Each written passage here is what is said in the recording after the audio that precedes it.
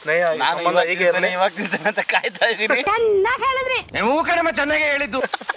ಇನ್ನೂ ತಿನ್ಸಿಲ್ಲ. ಹೆಂಗದೆ ದೋಸೆ ಟೇಸ್ಟು? ತಿಂತಾ ಇದ್ರೆ ನಾಟಿ ಮರಿ ಬೋಟಿ ಹೊಡಿಬೇಕು ಅನ್ಸುತ್ತೆ ಪಲ್ಟೆ.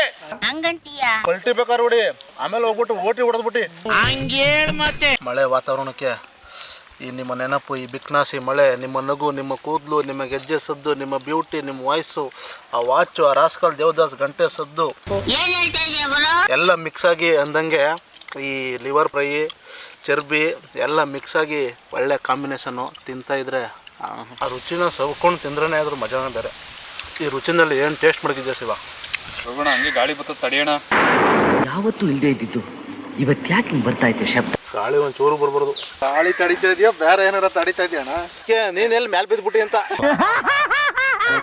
ಅದ್ರ ಬಂದು ನಮಗೆಲ್ಲ ಮಿಗ್ಬೇಕಲ್ಲಪ್ಪ. ಈಗ ಗೊತ್ತಾಯ್ತು ಗುರು. ಸ್ನೇಹ